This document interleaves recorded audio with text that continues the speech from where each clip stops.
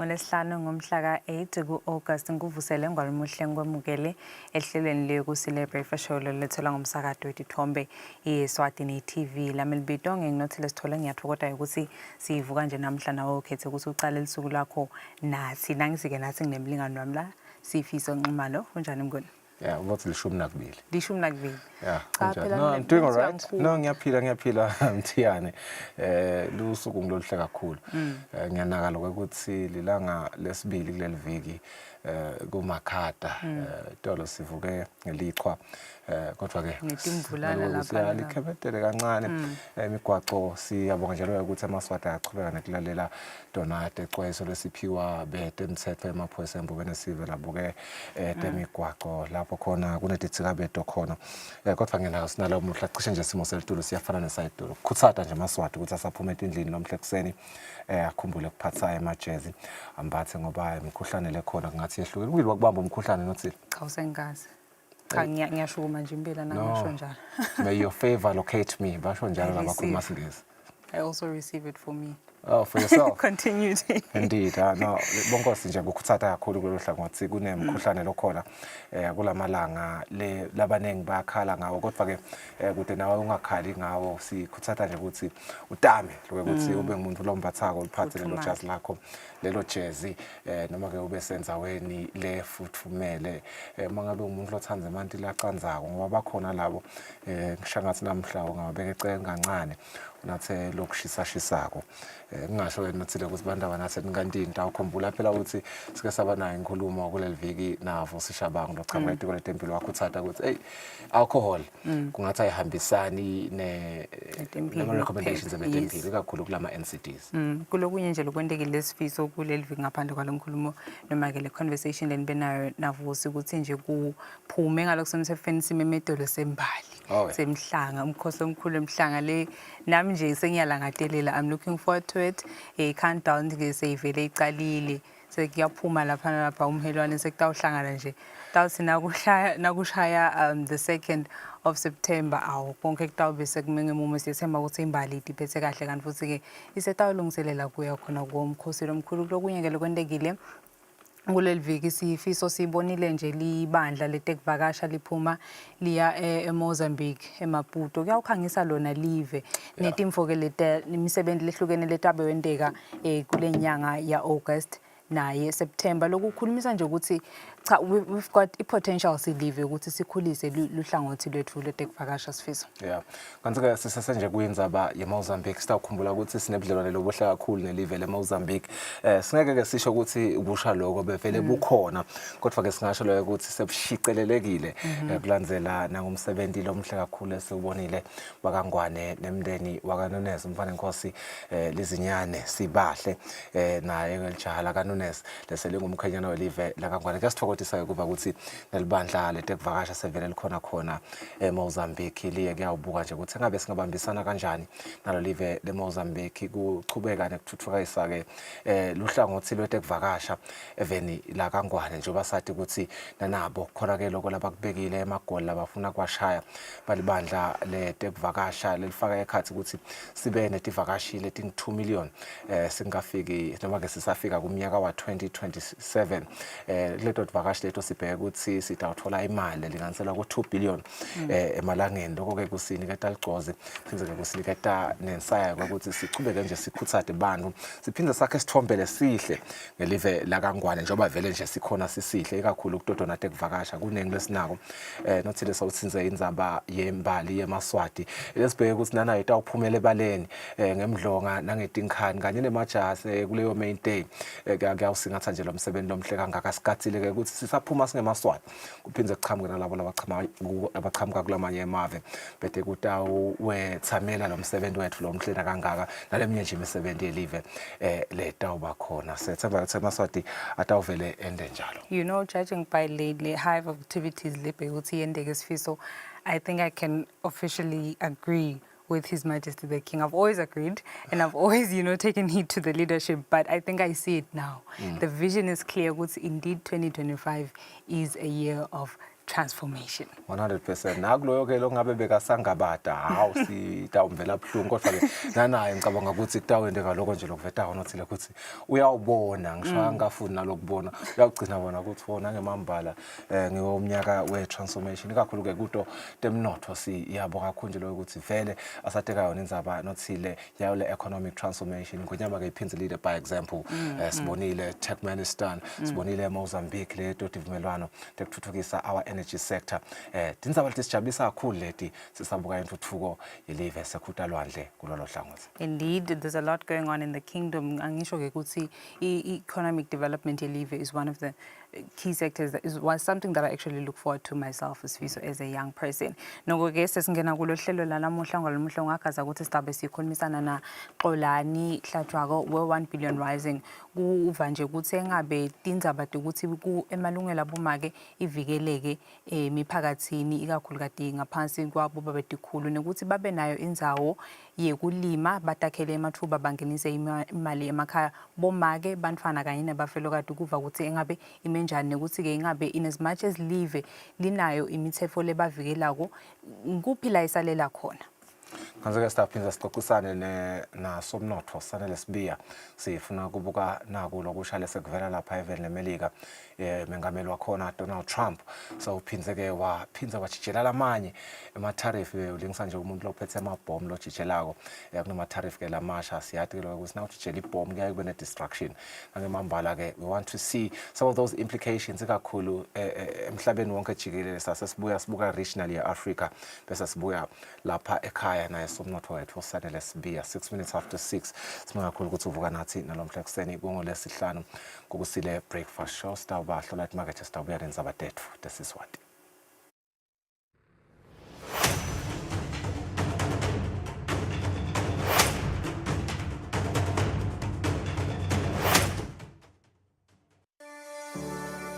Eswatini TV has signed a code of conduct that is enforced by the Eswatini Communications Commission.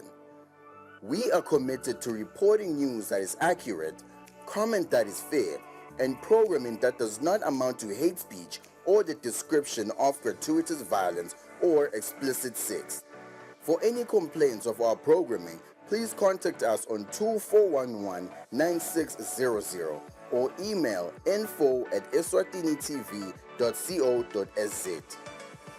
You can also contact the Eswatini Communications Commission on 2406-7000 or write a letter to ECCOM on PO Box 7811 Mbabane. Email address is info@ecom.org.sz.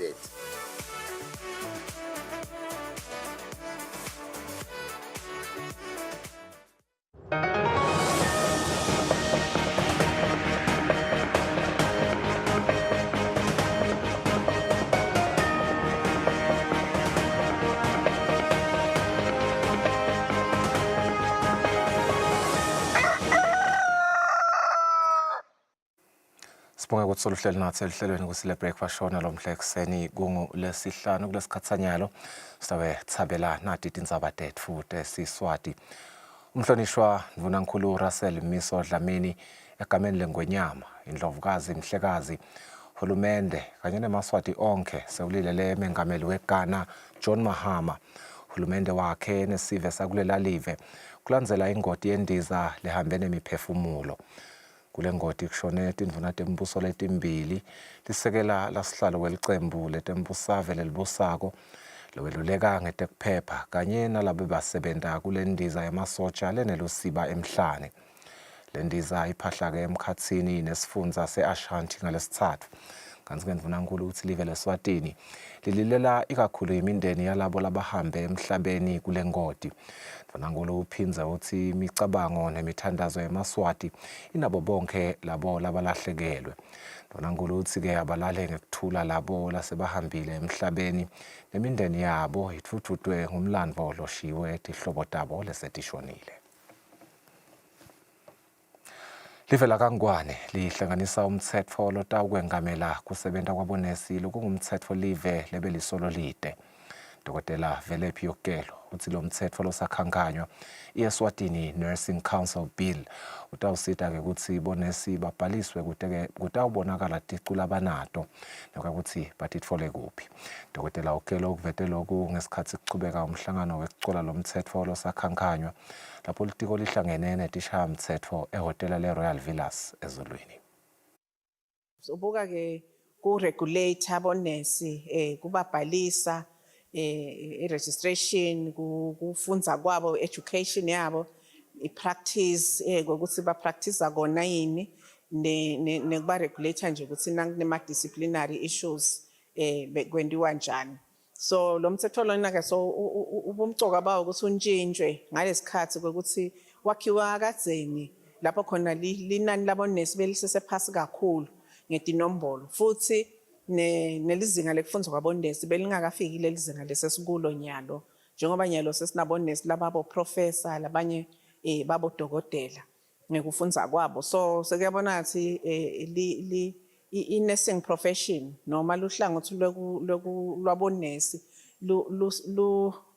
selushintshile kulamalanga selufuna luqiniswe lulandzele tintfo letenteka kulamalanga lizinga lekufundza kwabonesi betfu lisetulu njengoba ubona ukuthi nabaya emaveni angesheya bavile babathathe ngespeed kutshengisa ukuthi banako le mfundo ledzingekako kepha-ke siyabona ukuthi lizinga la noma ngayini nje uma ngabe uyaliyekelela ungabe solo ulilungisa lelo zinga libe seliyawa so le mthetho lona ubuka-ke nalokulungisa loko ikakhulu ngoba akhona nalamanye ema-training institutions noma bantu labafuna ku-train abonesi ngetindlela letihlukile kunaleli esikutayele so lo mthetho wentela nje kucinisa naloko ukuthi lingawile lizinga ngeke ukuthi sekuchamuka umuntu lothi yena angaba-train abonesi mhlawumbe athi ngabashaya nga-6 months noma nga-6 weeks bese sebafuna bayo-register utawukhanza ukuthi nabenta njalo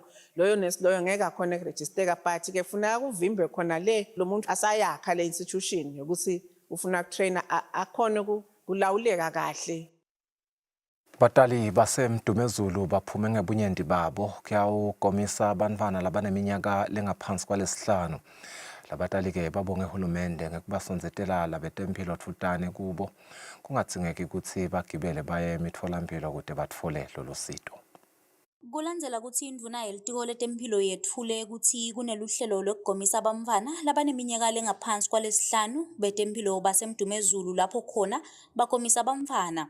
Nesithabiso Mavuso uthi kubalulekile ukuthi wonke umntwana agome. Kunengibungoti ngoba kuba njengalokho sisho nje ifo siyathathelwana kubantwana la namuhla sawugomisa irubella bese sesigomisa nengcubulunjwana le rubella nayo inabo ubungoti bayo lobungabanga kufa ekugcineni kwako konke. Sive sasemdumezulu sona sibonge litiko ukuthi lisonzete lolu sito thutane. Sikubona kukuhle futhi siyabonga kakhulu kuhulumende lesito lasinike lona. Kude kwekuhamba la kule ndzawo lesihlala kuyo yasemdumezulu. Kusuka la Westeki kuye kusipite bo-100 rand. Basipita shame kakhulu because sine nje sehliniphaba ngetinyawo semithulwane kanti kukhashane. Mina nje ngingathiwe bantwana but kuba kukhulu ukuthi ngisuke nabongile nangicela umuntu otangimemile. Siswela imilomo siyakubonga. Ngiyabonga kakhulu uhulumende ukuthi asigomele bantwana asiphinde asilethele la kungaba kuthi ngithine asiyele esibhedlela. Ngoba letindzawo ufana nale yakithi nje lelana ikhashane nemtholampilo lokunye ukhanza ukuthi nakungaba lesibhedlela vele kungasishiye vele labanye bagcina bangakayitholi le mijovo ngalokhu kuba ngikhashane lemakliniki basilimalela vele ngoba nje kusaqhubeka nekuthi sibabone labanye babanjwa bovedle kanti phela bovedle sebavikeleka. Lolu-ke luhlelo lelubhekeke ukuthi lithathe amaviki lamabili betempilo bayakhuthata ukuthi batali babalethe bamfana kutovikela tifo letingabangwa kungagomi letifaka ekhatsi vendle. Ubika Thembelihle Magutshwa emdumezulu.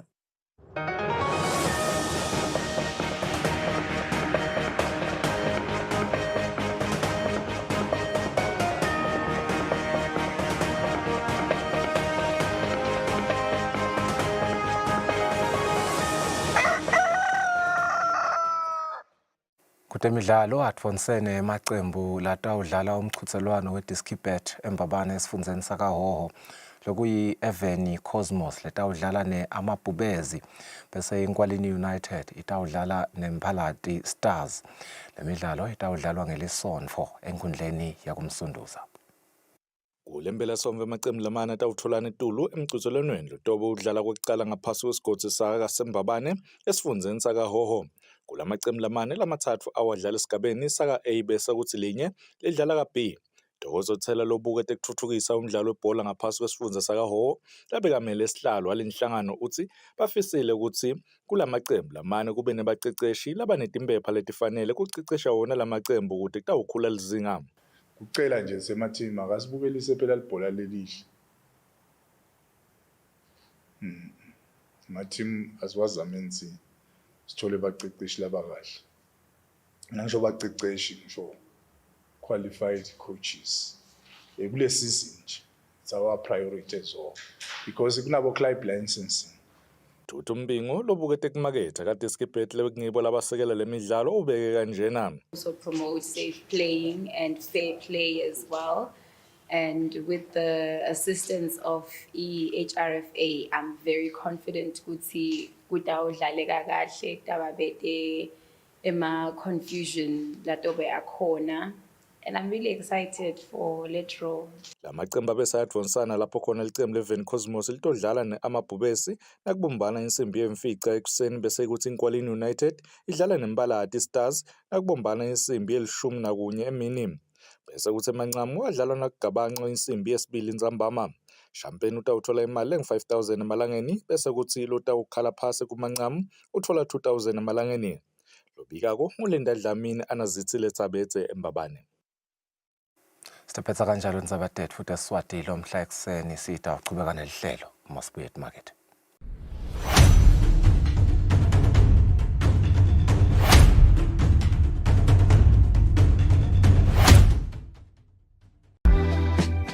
Welcome to Eswatini Lifestyle. This is your ultimate guide to the entertainment, to the lifestyle and the culture of Eswatini. Eswatini Lifestyle. Eswatini Lifestyle. Eswatini Lifestyle.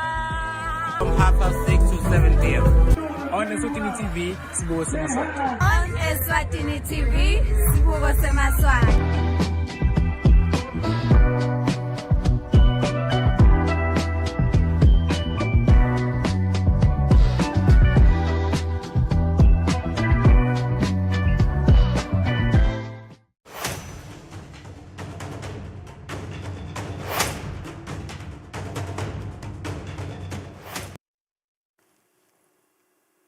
Welcome back to the program. Today will mark the official launch of the Eswatini Verbal Arts Assembly, an initiative designed to raise a generation of vocally confident, socially aware and civically engaged eMaswati, which is why in this segment we speak to Teboho Kwebu, President of the Eswatini Verbal Arts Assembly. A very good morning to you, Teboho. May you perhaps fill us in on what exactly prompted the establishment of the Eswatini Verbal Arts Assembly?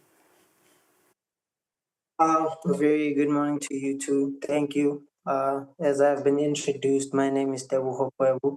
I am the Vice President of Eswatini Verbal Arts. So the background is basically we've realized there is a remarkable wave of untapped talent amongst our youth, individuals who have the potential to influence your policy at government levels, steer communities, and represent the country on global platforms. But there's the lack of structured programs to channel their verbal and intellectual abilities, which leaves this potential dormant every time. Right. Why do you believe it's urgent to develop the verbal arts among young people? Well, the urgency was raised after we realized that the youth wants to voice out their concerns and how policies are structured in our country. Most of them and some just want to, develop a perfect business page but don't know who to deliver it to. So after the unrest and everything, we realized that there are better ways to express ourselves as a youth. So other than engaging in physical activities, let's start it at the intellectual space. Let's start talking at the table. See if we can get to an agreement in those sections first, and then we can see further steps. Right. You want to express yourselves. On the other hand, we have policies to some extent. They are inclusive. We'll acknowledge the government for that. But there are platforms, digital platforms, and I must say we do have a cohort of online progressives. Do you not think perhaps digital platforms that are existing for young people to express themselves, are those not enough? Well, they are there in a sense, but they do not uphold this cultural sentiments to them. And also, I think they are not enough in the sense that when someone teaches you these things coming from a point of view you do not come from as a person, especially our youth, they need people who understand how they think for them to be moved into the directions they have to voice out their concerns. So these platforms that do exist are not really tapping into part of the culture we want to tap into through the young Emaswati in our country. What is the culture you want to tap into?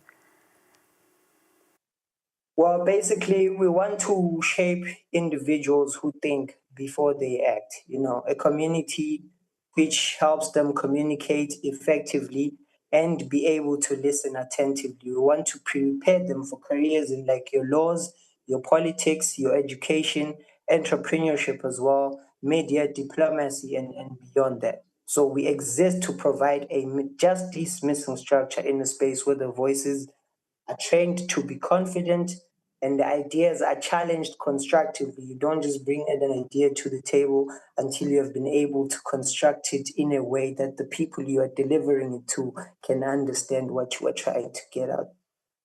How do you envision the impact of this initiative on national discourse? When we look into it, we believe that as future developments happen, it would be great that we get a sense of belonging within the youth so that they can be able to expand their wings in your political sector, because there are policies that are being implemented that at some points in time the country just wants to know what the youth is thinking. Like this one debate we had hosted at the University of Eswatini Gwaluseni Campus Sports Emporium, where we were debating about littering, just the paper policy. We were in collaboration with Eswatini Environmental Authority. So we found a way to bring the other voices into the same rooms so that when they speak out, they are heard better. These challenges that you want to address vocally, how do you exactly think you're going to address them? Just beyond the talking, what more action do you think you plan as a youth, as an organization, do you think needs to be implemented? Well, what we're really trying to implement is we want to train a generation of thinkers more than anything, and then we want to connect speech, storytelling, and civic engagement. So when it comes to how we engage with our senior citizens, how you engage with your fellow youth, and then how you engage with people from any age group, we want to make sure that beyond just talking in these political rooms, we are also, as a society, more connected through understanding the power of speech. Right. And now, how do you plan to ensure inclusivity, especially for young people in rural areas? They might want to be part of the assembly. They might want to engage in some of the assembly's initiatives or activities, rather. How do we reach out? How do we ensure that they are also not left behind in this discourse? Okay, basically, we have already tried to make contact with your Dinghundla system, the ministry, and they've pretty much loved the idea, and they said they would be love to be on board.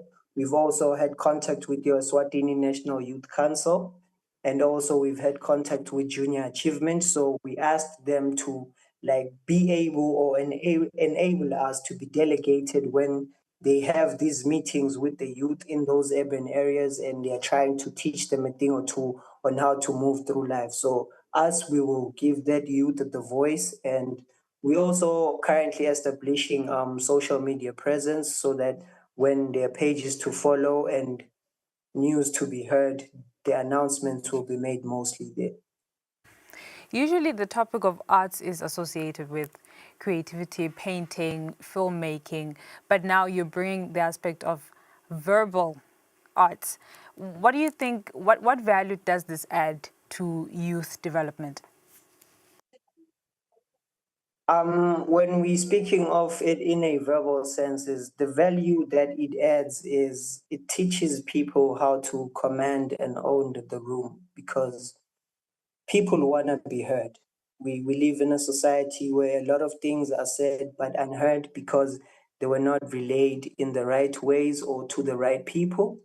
So we believe that when we teach them on how to engage verbally and master their verbal command, they can then be enabled to get these ideas they have in their minds and these things that have been unheard and possibly change policies in the process. What would success look like for the initiative in the coming years? Not everybody is as eloquent or as verbal, but now we want to have youth voices. We want uniformity. We want, the young people to speak in one accord. But exactly 3 years down the line, after the launch of this organization or the assembly, if I may say, what does success look like? What's the impact that it holds? Well, success looks like, us even being in collaboration with your media houses like Eswatini TV, where we are in the streets, we're doing these streets debates to try and change or structure policies that are going on in the country. And then most impact should be done from, because we're starting at high school level.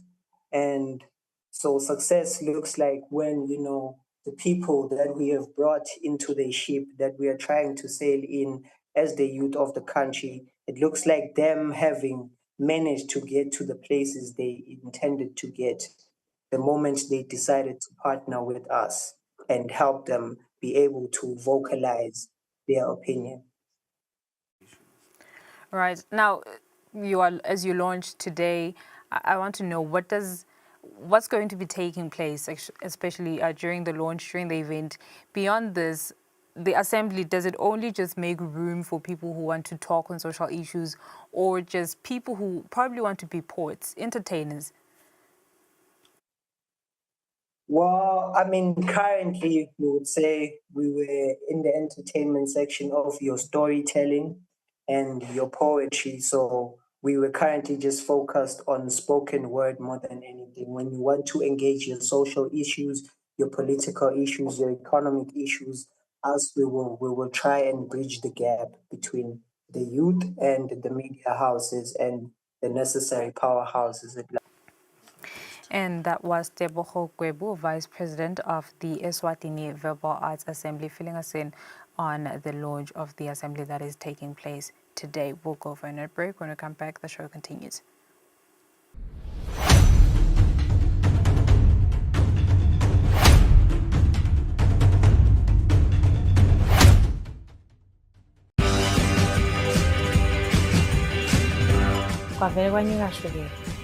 I know.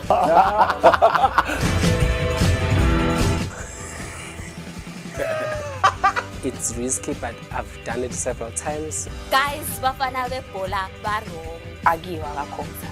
Machari akhona basafaka snake okhobe babelele. So my friends can go to hell. To this day, I've never seen that man. You don't know him like I do. I know it's petty. I don't know what it is, but I can jump. Well, okay, yes, I've seen handcuffs where they were not supposed to be.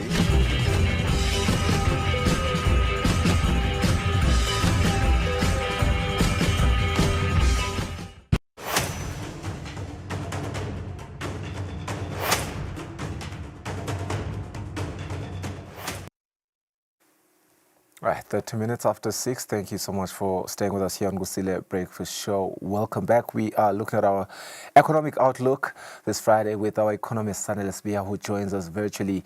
And the conversation is, of course, the uncompromising Donald Trump when it comes to his tariffs. We want to look at the implications. The tariffs are indeed back on the table, and Trump is wielding them like economic grenades, and every country is watching as to how they will be affected. Well, we do want to look at how it affects the semiconductors to, of course, pharmaceuticals from Washington up to Mbabane. So we'll go from global to regional to here domestically in Eswatini, because the ripple effects are indeed real and they are felt. Global markets are twitching, exporters are scrambling, and yes, even Eswatini is feeling the heat. So Sanele, good morning to you. Welcome to the program. Thank you so much for making time. We want to understand the fallout here, who gains, who bleeds, and what is our game plan as a small economy in a very big storm. Sanele is here. And I suppose, Sanele, as we start globally, the first question would be looking at 30,000 feet. What's your macroeconomic read on Donald Trump's latest round of tariffs? Are we witnessing the reopening salvo in a new era of economic nationalism? Good morning, Mr. Nxumalo. Good morning to the viewers. So if you look at what is happening, when President Trump actually was campaigning for office and was pushing, this agenda, the tariff agenda on the campaign trail, most analysts there were saying, what President Trump seems to be touting is, pushing the world back to an era of mercantilism where it's all about pushing as much as you can to accumulate as much as you can, instead of looking at the overall efficiencies that trade does create. But you rightly put it, this is now an opening spigot to yet a new economic reality, a new economic trade order, because every country is going to react accordingly and appropriately. You could either see trade diversion into the US, you could see trade diverting into other sectors of the world, we could see dumping coming up. So right now, what we're waiting to see is what will the response be, and what likely are we going to see. But yeah, what Trump is pushing to ensure that manufacturing jobs go back to the US, which bodes well with his base, while also pushing to ensure that America closes the trade deficit that it has with the rest of the world. And you cannot, underscore that fact that America has a very huge trade deficit when you look at trades in goods, but they make up for that when you look at trade in services. So it somehow balances out, Mr. Ngumi. I suppose indeed, as you rightly put it, now the whole world is catching the cold. He has sneezed, and I'm saying he in particular. When we look at global supply chains, though, how are they affected, particularly with the US threatening 100% duties on semiconductors and pharmaceuticals? Who wins and who loses? When you look at that, Mr. Nxumalo, what we have to be aware of is the fact that Trump has threatened, implemented a bit, and then pulled back, and then threatened, implemented a bit, and then pulled back. So what you've got to understand is when he threatens 100%, it doesn't mean he had not yet implemented some of those. We know that when you look at your steel and other mineral imports into the US, they were now attracting the 25% tariff. Same thing with the automakers sitting at that 25% tariff. So now, when he then comes and says, I want to now have 100% import tariff, particularly on those, let's think of the chips, Mr. Nxumalo.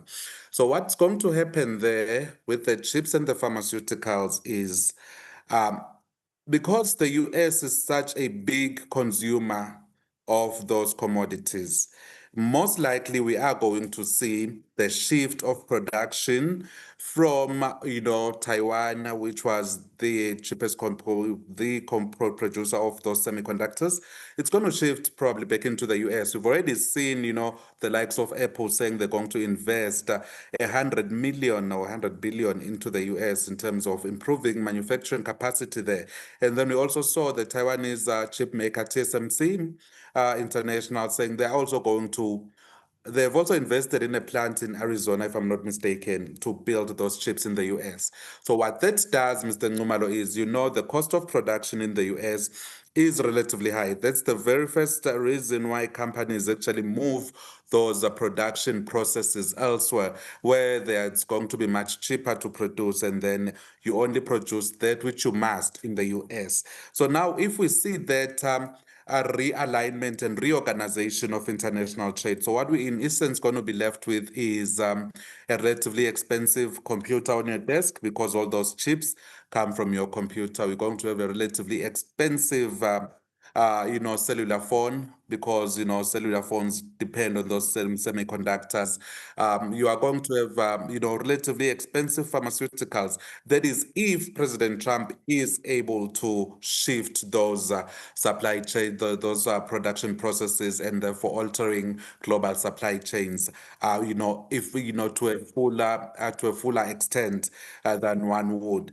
But what the short term of it, Mr. Nimalo, it is the US consumer that is going to pay. So we do anticipate that as these tariffs come into effect, the US inflation is expected to go up, purely because they are a major importer of these components into their production systems. So it's going to be relatively expensive for people in the US. So that's the ones who are going to lose a lot in terms of the micro nitty-gritties. And then we do expect those companies, for example, our companies that export into the US, South African companies that export into the US, they are actually also going to feel that shrink in demand coming through from the US market. And on our end, that is going to translate to lower output. So we are going to see those happening on our front. But the immediate one is the US consumer feeling inflation, and then we're going to see a bit of slowing demand. That is why when we first saw those rounds of tariffs, it was an issue of we saw quite a number of international growth targets being downgraded, because this is going to put a damper on global demand, Mr. Numa.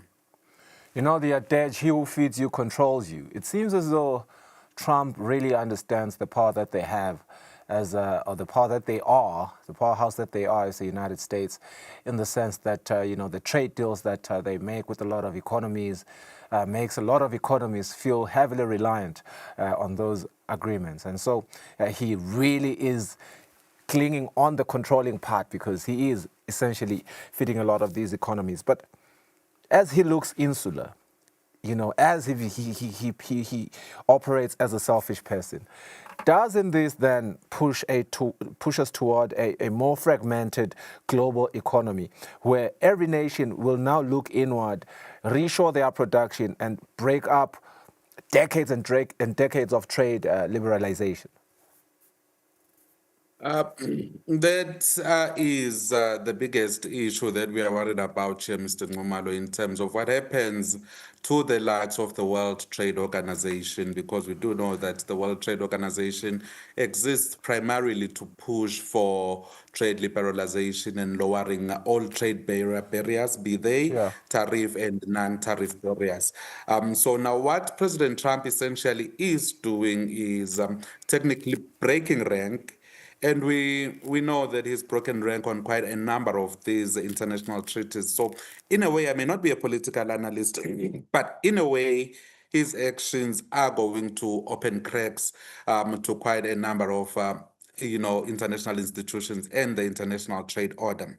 But in terms of understanding the power that he wields is actually a two-way sword, Mr. Ngumalo. We've got to understand that, yes, America is the single biggest global consumer, but combined, the BRICS countries are actually the biggest global consumer.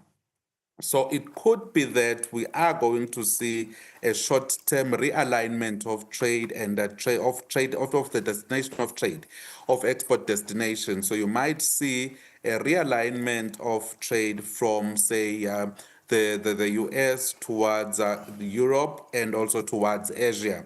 And we do also have a booming African market share, which would likely see receiving quite a multiples of those trades.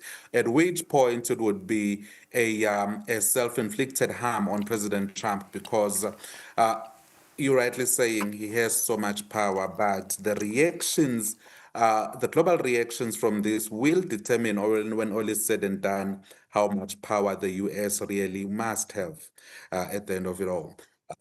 So we've got to understand all of those dynamics, and you've got to understand that there is always economic diplomacy that is always happening. Countries are now, in the short term, yes, everyone is worried in the short term. But medium term, long term, when we can negotiate and reestablish and establish new trade dimensions, and it becomes relatively less potent what President Trump is doing.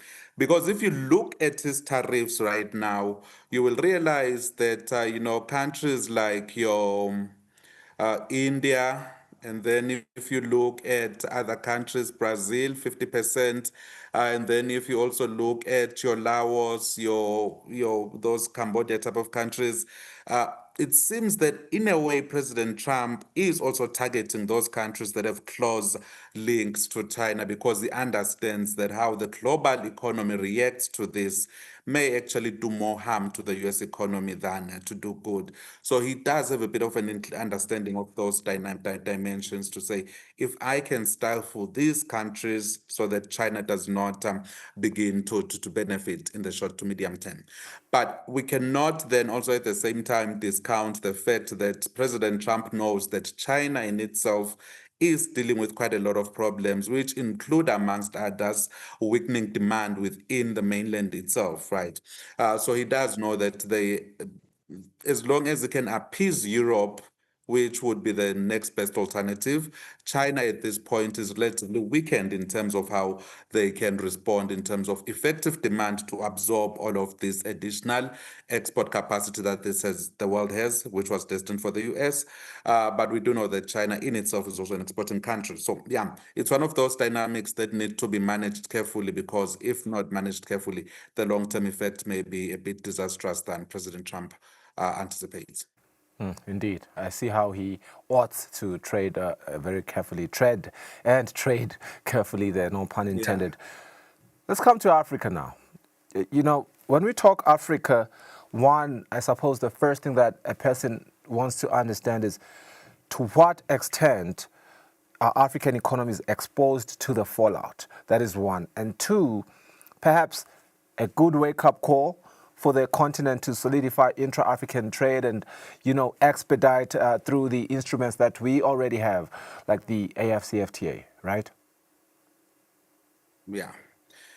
So when you look at the region, Mr. Ngumalo, we've seen a bit of a backtracking from those 50% that were proposed in April. Remember when you went into it, Lesotho was supposed to receive some 50%, and then same thing with Nigeria. They were all on that 50% type of that 50% level. But now we're seeing President Trump, bringing back quite a number of those African countries to that 10% and up to 15%. And when you look at those countries who, in a way, have, agreed to take up some of those U.S., those U.S. persona non grata, they seem to all have come down to that 10% level. But we still see the likes of Botswana and Namibia, Lesotho, they are still on that 15%. So now that somehow reduces the adverse effect that would have come with that 25, with that 30 to 50%. It is only South Africa in the region that now remains at 30% tariffs, Mr. Ngumalo. And it goes back to my statement earlier to say that, the countries that seem to have deeper ties with China are really getting a serious a serious tariff relatively and comparatively to, when you look at what the whole world is getting. And yes, Mr. Ngumalo, it is actually a wake-up call for the region to improve and diversify its trade. And intra-regional trade is one of those areas in which we need to look into, because at least there we are a bit in control. We do have a bit of control compared to international treaties that we make with people who are not our peers. And we do need to improve on those things. And one of the things that need to be improved to trade within the region, Mr. Ngumalo, is connectivity. It is relatively easy to sell commodities abroad because of the transport infrastructure compared to selling within the region. If, for example, you look at Madagascar, Madagascar is relatively closer to Africa, but 95% of Madagascar's trade occurs with the international community, people who are not necessarily within their shores. And you would argue that it's an issue of the exchange rate gain and whatnot, but a major component of it also becomes the issue of transport. It has been a stated fact that it is relatively easy and cheaper to fly out of Africa than intra-regional flights within Africa. I mean, for example, sometime when I went to Mauritius, I had to connect via the United Arab Emirates just to get to Mauritius. There wasn't a direct flight. I'm not sure if there is now. So that's quite a common occurrence in Africa. So now imagine what that does for trade if our cargo has to go via another continent and then back into Africa. So we do need to improve on those bottlenecks so that we can improve intra-regional trade in Africa. And, we also do need to deal with the fragmentation of our trade relations in Africa. I mean, for example, we have the Southern African Customs Union, we have COMESA, we have SADC, we have ECOWAS, we have the MENA countries over there, and now we have the Sahel states, the consortium of Sahel states, which Ibrahim Traore now introduced, and then we have the EAC on one other end. And quite a number of countries, you'd find that they are members in quite a number of these regional integration groupings, and it makes it difficult to somehow coordinate and make sure that the region moves as one. So we also need to deal with that as a region so that we can effectively and sustainably increase and improve on intra-regional trade. You did highlight mainland and the issues that they are dealing with currently just internally, as well as, obviously grappling with everything that Trump continues to pronounce in terms of these tariff implications. You also did mention, how Trump is trying to leverage countries like India, and it makes me wonder, as we look at Africa, could Africa, especially countries like South Africa, countries like Kenya, could we actually benefit as alternative suppliers if Asian and Indian goods become too expensive for the US? Could we benefit there? Our ability to benefit, Mr. Ngumalo, is actually convoluted in the sense that one would assume that, for example, I'd make an example of Eswatini. One would assume that because Eswatini is getting 10% tariff in the region, while Lesotho, Botswana, and Namibia at 15%, South Africa is at 30%, automatically Eswatini is supposed to just fill up that gap. But what we know that President Trump has said and has stated, it was something anticipated in that he knows that countries will shift around supply chains and go to lower cost countries. So we may see a bit of rebuttal on that and a bit of reaction on that. So ideally, you would expect that we ought to benefit, but we do not know how the US is actually going to look at this. But we do stand to benefit, Mr. Ngumalo, if we retain sufficient negotiating power to ensure that when these multinational corporations come from, say, the mainland to produce in Eswatini, we are able to sufficiently negotiate that they bring quite a huge component of the production process into Eswatini, so that when we look at and apply the rules of origins that commodity will be looked at as a product of the Kingdom of Eswatini. So we do need to also improve our negotiating power with those other countries that may want to then, restructure their production processes and bring them into the region. But again, when you look in terms of the cost of production, Mr. Ngumalo, it is not just the actual cost. What goes into cost is also the other inputs that are required into the production process. For example, I may seem like a relatively cheaper production destination, say, for example, I'm Eswatini, but if I'm not well connected to the ports and other sectors that are quite required to ensure that I'm able to fly the commodity into the US in record time, and without any glitches. So that's why we've always said, as a country, we need to deal with our input markets, and that's a problem that is quite pervasive across the entire African continent, where our input markets are not doing relatively well. So you find that for us to produce something, we have to import it from elsewhere, and we might find that the rules of the rules of origin may affect us adversely on that. Such that I think it was only South Africa that was able to supply and export cars into the US markets and the Europe markets because of the that assembly arrangement with the likes of Toyota. But in essence, we do have an opportunity, but that is if we can get our ducks in a row. The tariff alone is not sufficient, because you might find that you attract a lower tariff, but the other costs that you need are relatively high. So still you remain uncompetitive even with a lower tariff, because your other costs that the company will have to recoup remain relatively high. So we've got to do proper analysis of all those dynamics. Before we zero in on Eswatini, I do want to understand, just from a sort of economic understanding, if we really could come up with opportunities within this turbulence, or we're just spectators in a G7 chess game. Opportunities will always be there, Mr. Ngumalo. I mean, chaos theory dictates that however chaotic a system is, there are some stable components of it. So we definitely are in a position to negotiate as Africa. And the problem that Africa has, Mr. Ngumalo, is that of fragmentation. If you look at the statistics, Africa holds a number of these rare earth minerals. We hold the largest, I think, gold reserves and largest platinum reserves they are in Africa.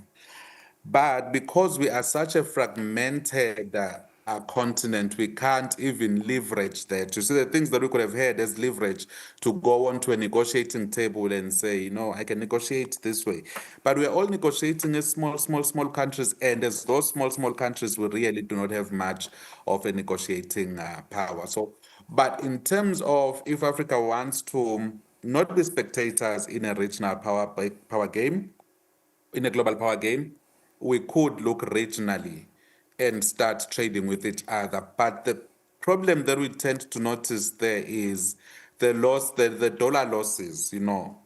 Everyone wants the dollar because you export, you get paid in dollars, you multiply it by 17 if you're in Eswatini. That's a lot of money compared to just trading within the region. So no one wants to undergo those short-term adjustment costs, which in the long term would pay off. So, I mean, politically, that'd be suicide. So no one wants to do that. I do want to understand as we wrap up, and in fact, I want us to zero in on Eswatini with brutal honesty. How vulnerable are we as a small economy like Eswatini, to be in the midst of a tariff war that we didn't start, but may well pay the price for? How vulnerable are we?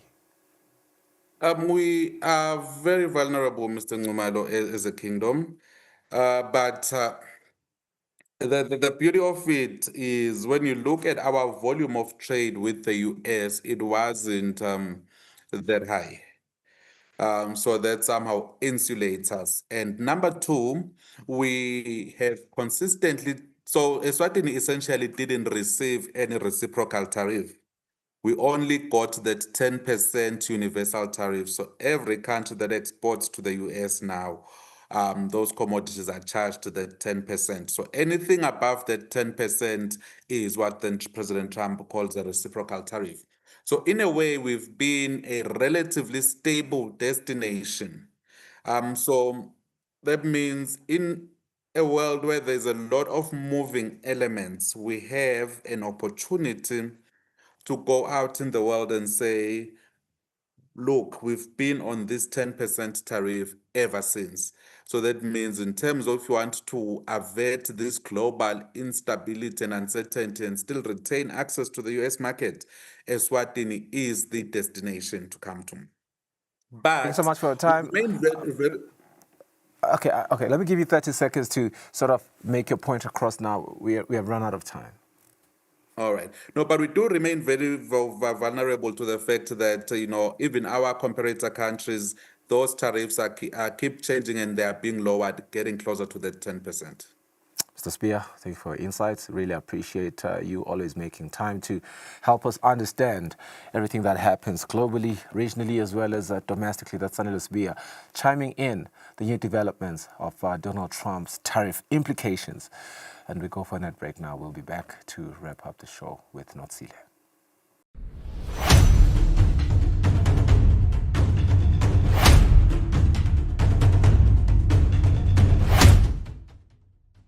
Be sure to catch Business Watch every Wednesday between 2 p.m. to 3 p.m., where we feature the latest updates on business news, market trends, and exclusive interviews with industry leaders, as well as insights on emerging small and medium enterprises in the commercial sector.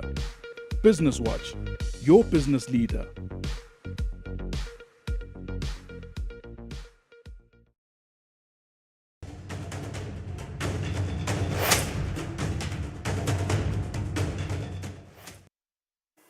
Welcome back. Shout out to Sifiso there with for the economic outlook with our economist Sanele Sibia. Now on to our traffic update.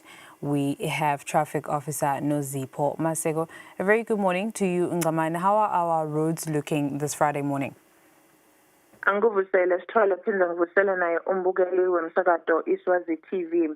Imigwaqo yelive sesihlolile mbukeli lesinako nje lokuphuthuma kokuthi lapha emkhathiseni kwaShewula nalomahasha endaweni yasemsengeni kuneloli ke belayishe semende ibheka khona kalomahasha umshayeli uluze icontrol itruck yawa ke umthwalo wachithekela emgwaqweni.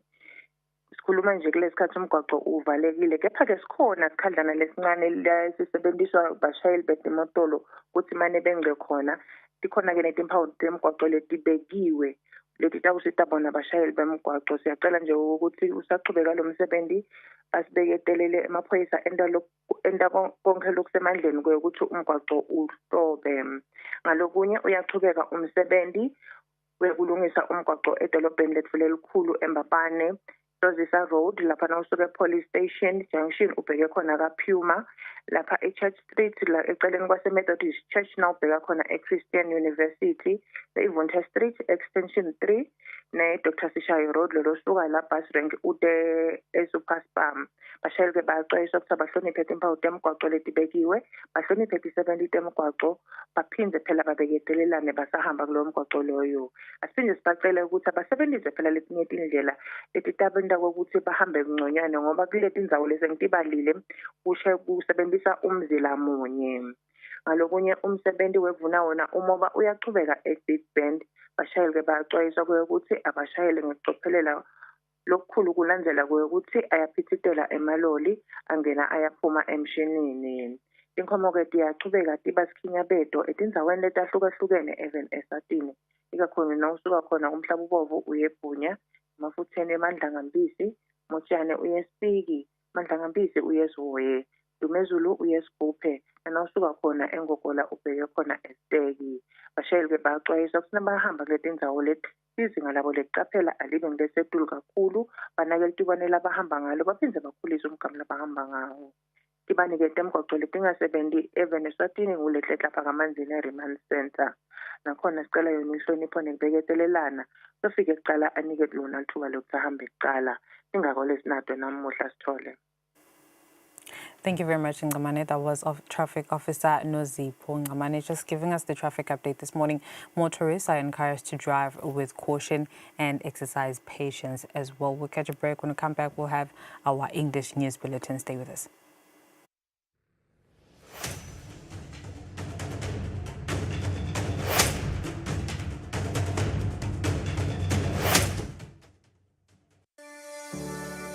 Eswatini TV has signed a code of conduct that is enforced by the Eswatini Communications Commission.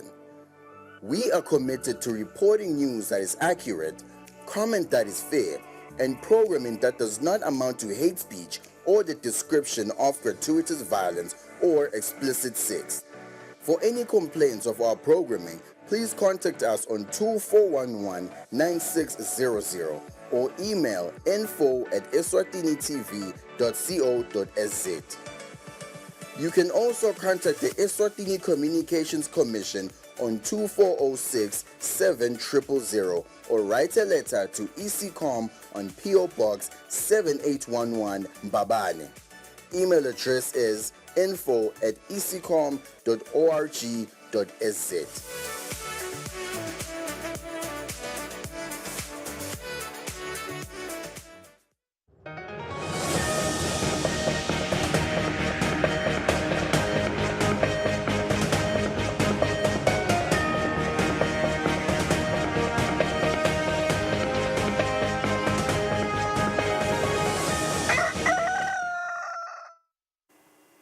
Good morning once again. In our English news bulletin today, the Kingdom of Eswatini and Turkmenistan have selected various areas of cooperation. This follows a meeting between cabinet ministers of both countries that was held after the signing of the protocol of the establishment of bilateral relations between the Kingdom of Eswatini and Turkmenistan. Following the signing of the protocol of the establishment of bilateral relations between the Kingdom of Eswatini and Turkmenistan that has been blessed and commissioned by His Majesty King Mswati III, cabinet ministers from Eswatini and Turkmenistan ministers had a meeting looking into areas of cooperation that both countries can engage in. The meeting that was led by the Minister of Foreign Affairs and International Cooperation, Polile Shakantu, was attended by the Minister of Information, Communication and Technology, Savannah Mazia, the Minister of Public Works and Transport, Chief Ndlalu Hlaza, the Minister of Commerce and Trade Industry, Mancoba Khumalo, the Eswatini Ambassador to the United Nations, His Excellency Tammy Dlamini, and as well as other officials who have roles to play in this area. The Turkmenistan side had the ministers representing the sector of communication, energy sector, agriculture sector, and the oil industry. The ministers presented on their preferred areas of cooperation and as well as what each country can offer. The Minister of Foreign Affairs and International Cooperation, Polile Shakantu, says the protocol of the establishment of the bilateral relations between the two countries has created a platform of cooperation in various areas. What we have agreed on is that we're going to look at cooperation in the area of agriculture. They produce grains like wheat and rice, and we'll see how we can participate in that industry. They are also looking for products that are manufactured or produced in Eswatini, like sugar, so we are going to explore those opportunities in terms of export and import between our two countries. We also talked about cooperation in the area of ICT. Our Minister of ICT expressed a strong interest in tapping into the expertise of Turkmenistan in the area of satellites and also space technology. The Turkmenistan is well established in the area of space. We are going to cooperate in that area. They also produce electronical products like SIM cards and bank cards. Again, we are going to see how we can cooperate in that area where Eswatini can also produce the same for our region. We looked at the area of cooperation in the area of energy. As you know, that we get most of our energy from our neighboring countries, and we wish to be energy sufficient in the near future. Turkmenistan is willing to assist us in that area where they are already well established. We also talked about cooperation in their oil and gas industry, as we are constructing our own fuel reserve. We will need the raw material to supply our fuel reserve. We are talking to Turkmenistan to see how we can enter into that space, and also look at buying some of the products that they produce from their oil industry, like bitumen, different types of fuels. We are in discussion with them to explore cooperation in those areas. We also talked about cooperation in the area of textile. Turkmenistan produces their own cotton, and they don't send it as raw materials, so they produce their own textile. And we, as the Kingdom of Eswatini, we are well established in terms of in the textile industry, where we have well-trained personnel. So what we're looking at is a partnership where the textile that they produce can then be sewn in the Kingdom of Eswatini using the skills that we have in our textile industry. We are looking at sharing skills. The minister also highlighted that the Kingdom of Eswatini is looking into establishing its own seaport in order for the country to be able to import and export goods smoothly. The two countries are looking into extending the areas of cooperation in future. Turkmenistan has also invited Eswatini into an ICT expo, which will involve the giants of the communication and technology industry. On the news, I'm Polile Mazia with Mxolisi Mavimbela in Turkmenistan. His Excellency the Prime Minister Rasalamiso Dlamini, on behalf of His Majesty the King, Her Majesty the Indlovukazi, the government and the Kingdom of Eswatini, has passed condolences to Ghana President John Mahama, his government, and the people of his country following a helicopter crash that claimed several lives. The accident that happened on Tuesday claimed the lives of 2 cabinet ministers, the vice chairman of a ruling party, a national security advisor, and crew members in the military helicopter. The Premier says Eswatini passes her condolences especially to the families of all the deceased and loved ones. He says the thoughts and prayers of the kingdom are with all who mourn their loss. The Deputy Prime Minister, Honorable Kusile urges the youth to take care of their parents because neglecting them brings bad luck and misfortune. The DPM was speaking at Lubulini when handing over houses to 3 needy families. The houses were built in partnership with Maloma Colliery. The journey began at Sipondo area under Lubulini in Nkundla, Gogo Elizabeth Miene, who also received a newly built house. Unfortunately, Gogo Miene passed away earlier this year when the house was almost complete. The house was built in partnership with Maloma Colliery. The CSI community chairperson at Maloma Colliery, Maizo Makakula, says as part of their corporate social responsibility, they do take care of people's livelihoods and communities. Sikukhanza nje kuligalelo lelikhulu kakhulu lokuthi lo msebenzi wekulekelela kuloluhlangothi lolu phasi lwaka housing kumaloma uhambe uzutofinyelela. She says when they first heard of Gogo Miene's story, they were deeply touched and took it upon themselves to build Gogo a house. She says they do see the role played by government, thus the need to render a helping hand.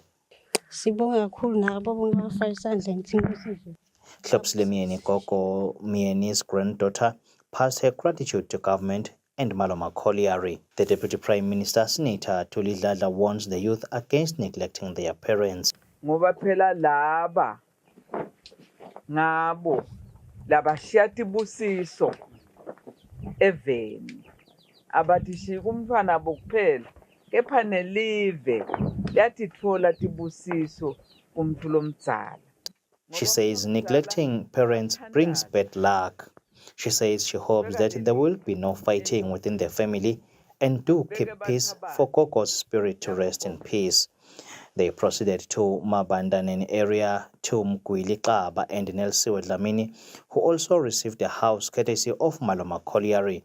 They previously stayed in a corrugated iron house which would pose danger to themselves and collapse at any time.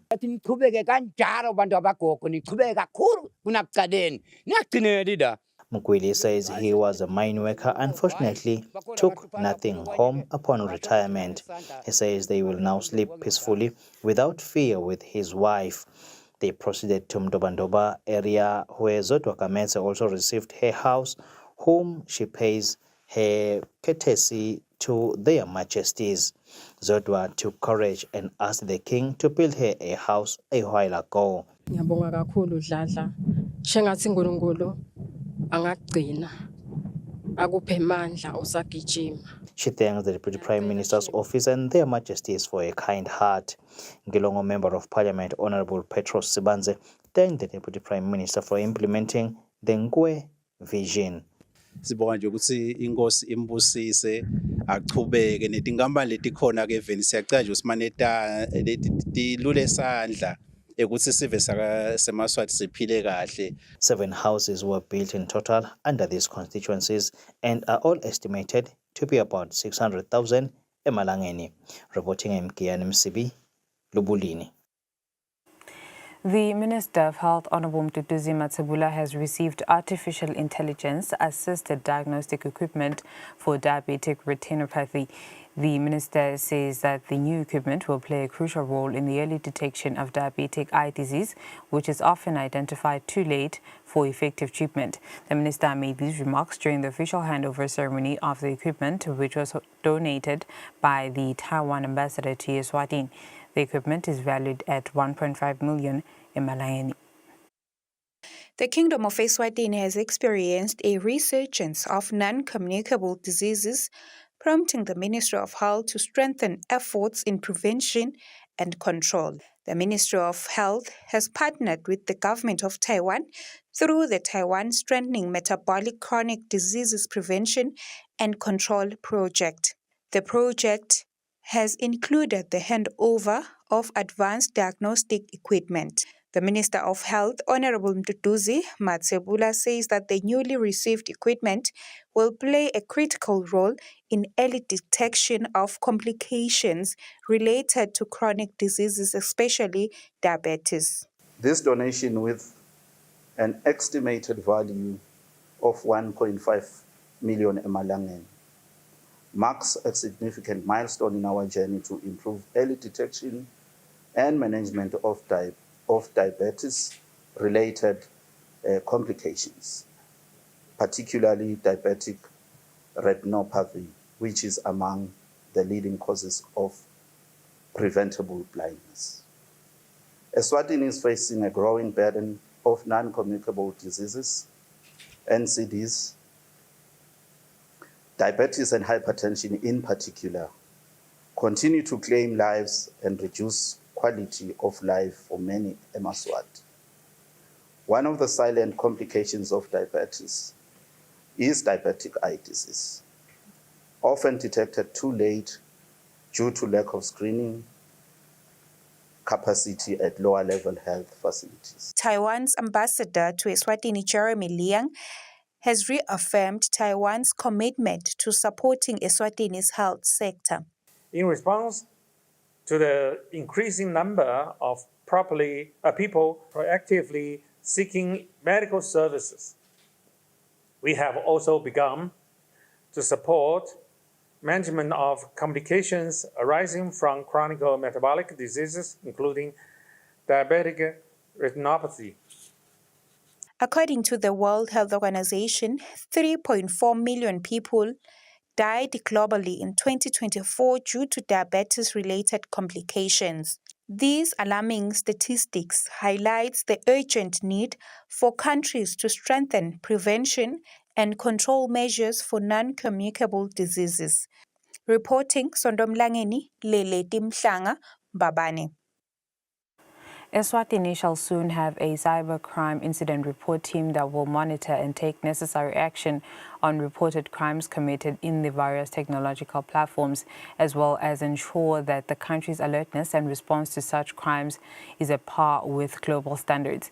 In preparation for the establishment of the team, the Ministry of ICT, in partnership with the Eswatini Communications Commission, is running a training workshop for local stakeholders to capacitate them with skills and knowledge to identify and deal with cybercrime incidents. The two-day workshop held at Sibane Sami Hotel in Ezulwini is facilitated by, among others, NRD Lithuania, a consultancy in the cyberspace, and the participants are being capacitated in advanced systems of identifying and dealing with cybercrime occurring in the various platforms of technology, including finance-oriented crimes. Cybersecurity strategy lecala nga-2022 yofika ku-2027. The acting communications engineer in the Ministry of Information, Communications and Technology, Wandile Mhlanga, says these skills will be beneficial to the team that will be formed to deal with local cybercrimes, enabling it to report locally and internationally, as well as networking with other bodies of the international community in the cyberspace. Some of the participants from the various stakeholders say they are grateful to the Ministry of Information, Communications and Technology for the training, and also say this will enhance their collaboration and information sharing as and when they experience incidents of cybercrime. Kuba mgcokayo ukuthi kube khona abantu labanaso skill sekukhona ku responda balwise lawo ma attacks. Having SECOM as quote-unquote big brother, it's very beneficial to us as an organization because we still do need guidance on what the right procedures and steps we should take in order to continue Guti City Protector as an organization. The Kingdom of Eswatini already has some instruments to fight against such crimes, and they include the Computer and Cybercrime Act of 2022. Reporting, Mbongwa Dobe, Ezulwini. Computers for Africa, with assistance from the Government of Scotland, will set up computer labs for various primary schools. This was said by Computers for Africa's Director Ezekiel Malenya when donating computers to Gwalini and St. Mark's primary schools.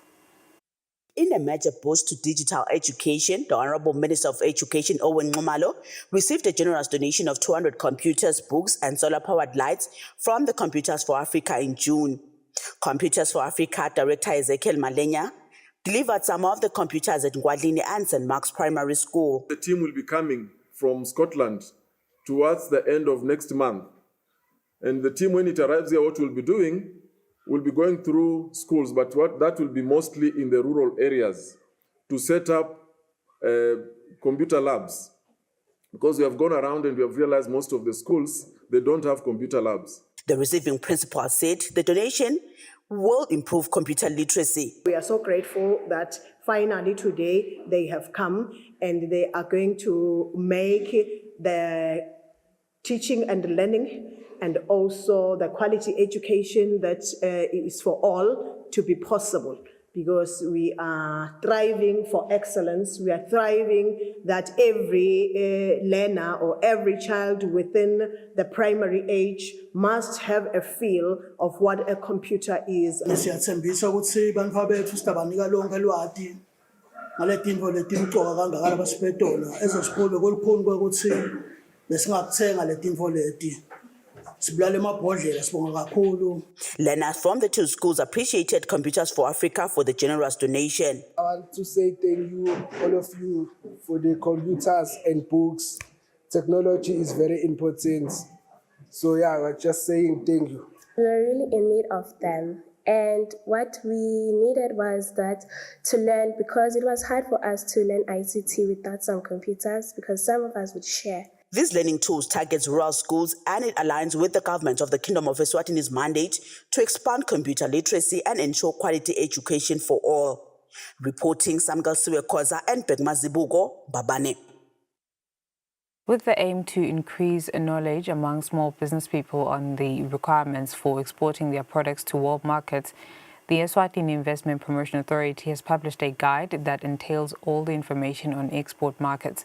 The manager of external trade at Eswatini Investment Promotion Authority, Thandeka Dlamini, explains the importance of the guide and how it will benefit local SMEs. This APA, we have received several inquiries from small businesses in Eswatini, entrepreneurs who are interested in exporting their products. They have developed these products.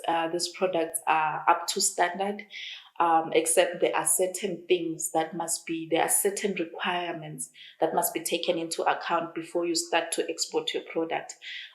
These requirements as APA, we have packaged them. We've packaged the process of starting to exporting step by step.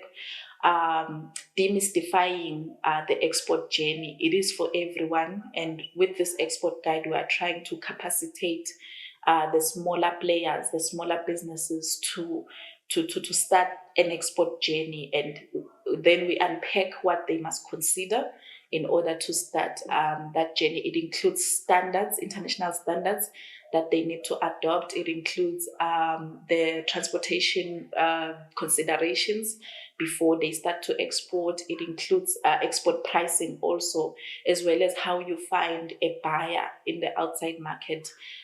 This includes attending shows or even using certain tools that are available for you to find a buyer, and how you determine to which market you want to take your product or you want to export your product. The export guide is available on APA website, investeswatini.org.sg.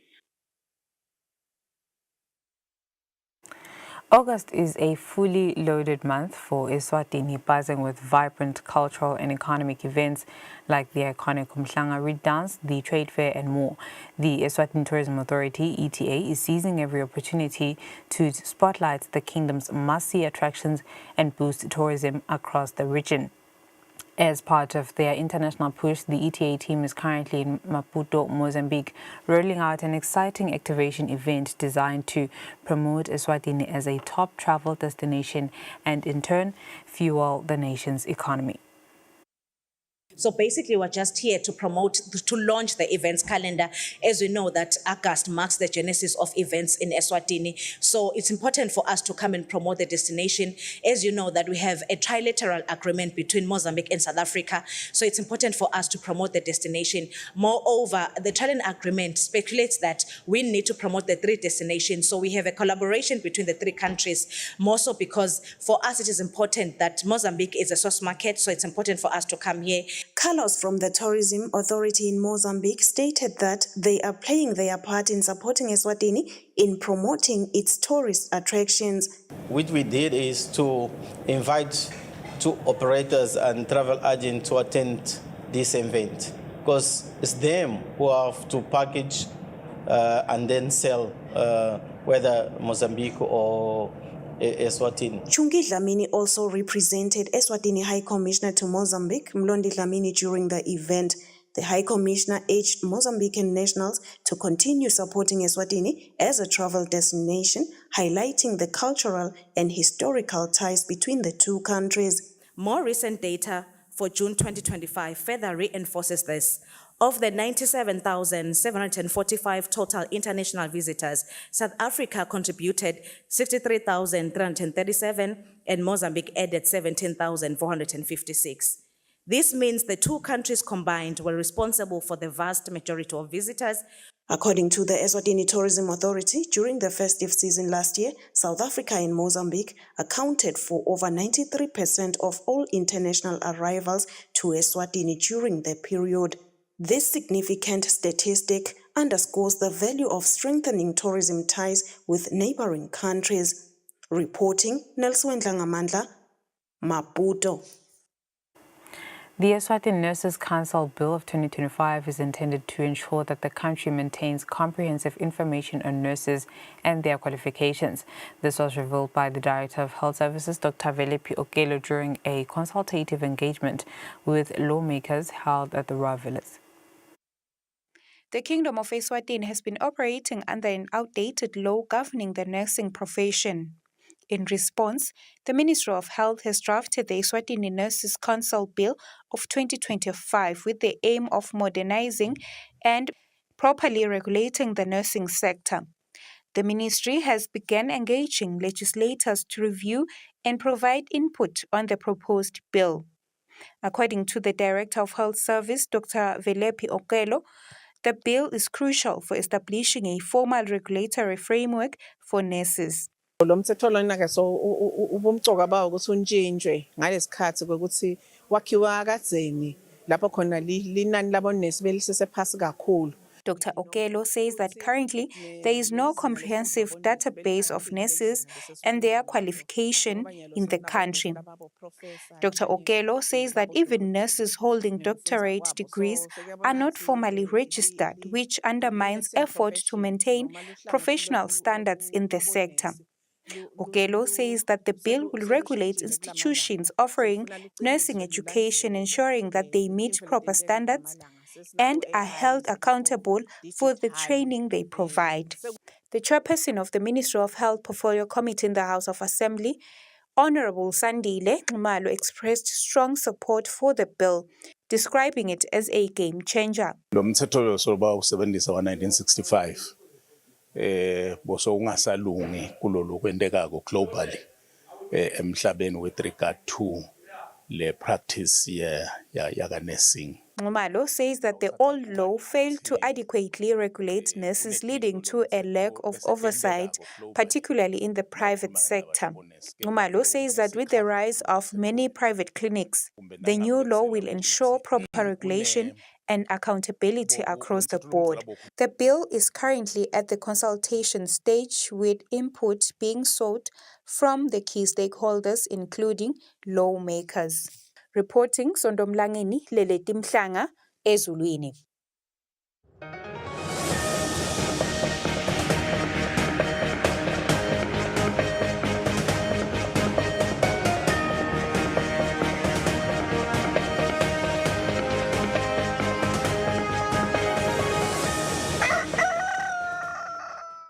Moving on to sports, a total of 130 participants have entered this year's FNB Golf Challenge, with most of them coming from neighbouring South Africa. The tournament kicked off on Thursday at the Royal Spa in Ezulwini. The major tournament of the FNB Sunshine Tour kicked off this morning at the Royal Spa in Ezulwini, where golf players from all over the world have gathered. This year, FNB Eswatini has sponsored the tournament with 2 million malangeni, while the overall winner will walk away with 317,000 malangeni. This is one of the reasons the tournament attracts 130 players from various countries. Most of the international players come from neighboring country, South Africa, with 100 of the 130 players coming from there. From the local side, 11 players qualified through the FNB Golf Challenge qualifiers held 2 weeks ago. Among the international players, 5 come from England, 4 from Zimbabwe, and others from countries such as Indonesia, Chile, Scotland, Ireland, Switzerland, Germany, France, and the United States of America. On the first day of the tournament, the top 3 players were from South Africa, all leading with score 7 under. These were Martin Vorster, Altin Vanderveer, and Tyrone Sinders. From the local players, Brendan Rennie, who topped the pre-qualifiers 2 weeks ago, was among the best performers, finishing with 2 under, alongside James Pennington, who also had 2 under. The top-performing Leswati in the tournament will receive 30,000 malangeni. The tournament continues on Friday and Saturday at the Royal Spa in Ezulwini. Reporting, I'm Linda Dlamini, Zitile Tabetz, and Bonge Dlamini, Ezulwini. And that's all the news I had for you at this hour. Stick with us because Kusile Breakfast Show continues after the break.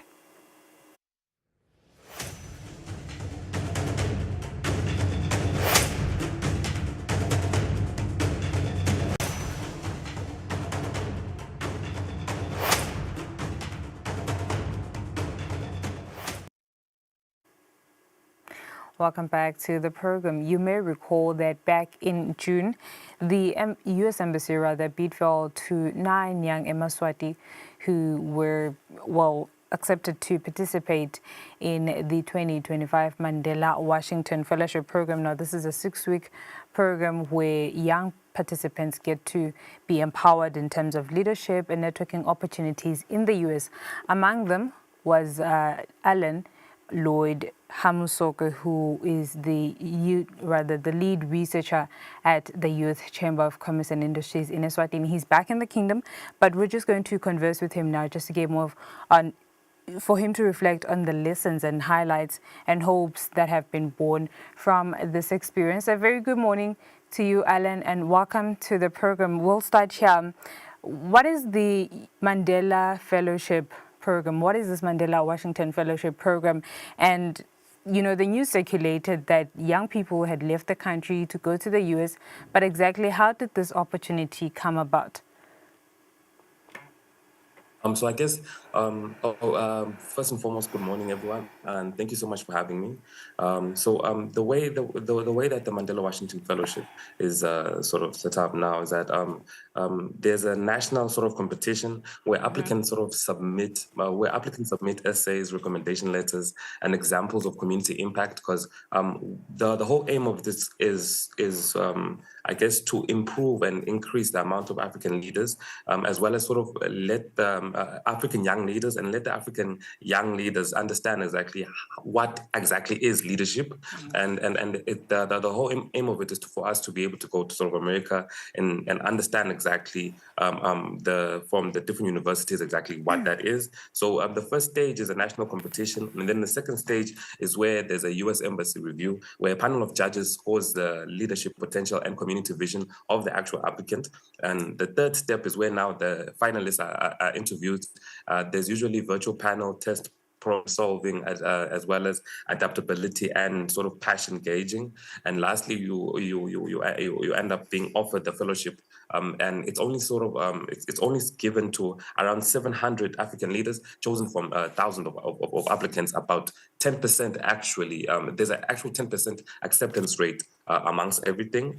So you might also sort of wonder why exactly, why the Mandela Washington Fellowship is really important. Well, it's not, I guess, a vacation, eating pizza in New York.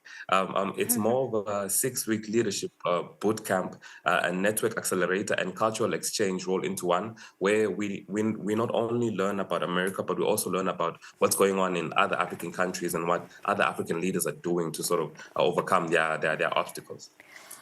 Alan, who gets to qualify for this fellowship? And you mentioned that it's quite a process from application to selection, but how strenuous was this process? Because for some young people, they see such advertisements when they pop up. It's just a matter of rather getting the opportunity to fly out the country, represent other young people outside the country. But really, do they have an understanding of how strenuous this process can be? And often it can be discouraging for some. Yes.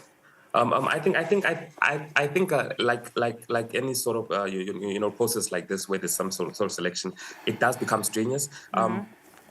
One thing I noticed about the Mandela Washington Fellows, as well as the other people that I met at the universities, is the biggest thing was community impact. I feel like that ends up becoming the main sort of barrier towards a lot of people. How there are other African leaders who might have identified a problem, but yet they haven't yet gotten to a point at which they are actively part of the solution or have seen a solution. And so I feel it's more of the youth who are actually outside and doing or actually trying to do anything, and at least you can see that there's a lot of potential. It's not merely just, as a lot of people might think, these sort of selection processes are where you have a good essay and a good recommendation letter that you think that will sort of help you out. There's a lot of intention here into the building of the actual character that's actually selected for this. So I think really these such programs should be seen, especially for youth, as more of a strength building rather than opportunity sort of seeking. Because once you look at it as a strength building a particular sort of opportunity, whether you get it or not, you are in a better position. So it shouldn't be at the fact that if you do, for example, do not sort of get the opportunity, it doesn't mean that you're sort of not worthy. It just means at the fact that just some certain things that you need to be able to sort of strengthen. And I feel that's how youth need to be able to look at these, but not only these, but also other sort of opportunities that actually get you out of your comfort zone and learn new strategies that you can be able to sort of solve the problems that you face in your community. As a fellow, Alan, or as a young leader now, how has this program been of benefit to you? What was your, perhaps it's too soon, but what was your reason or your drive? What was your why for applying for the Mandela Washington Fellowship?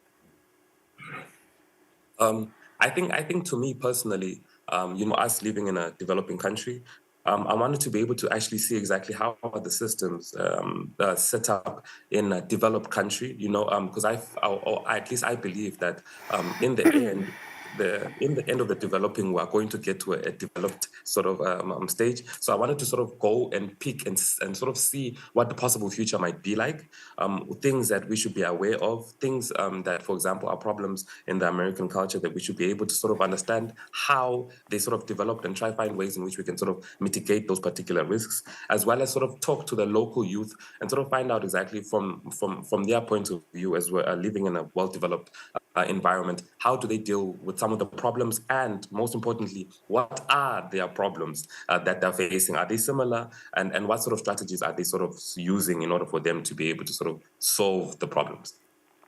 Take me through your 6 weeks, Alan. What are some of the engagements that you were having, and what are some of your key takeaways? Also, the 6 weeks, I guess, can be broken down into this. The first week was dealing more of, I guess, team building, as well as, I guess, strength identification. So we went through I was taken to the University of Syracuse, which is specifically the Maxwell School, which is the #1 in the world for public management. So I really got to see a lot of amazing lecturers that actually took us through a lot of different, very mind-boggling, I think, strategies and frameworks. We got to learn in the first week the importance of strengths, knowing your strength, in the sense that a lot of people usually focus on weaknesses, but the real sort of gain is if you are able to focus on your strength within a team, you end up sort of giving the team more value. We also learned, I guess, about how the way that the American system is set up, it's easier to get to a no than it is to get to a yes.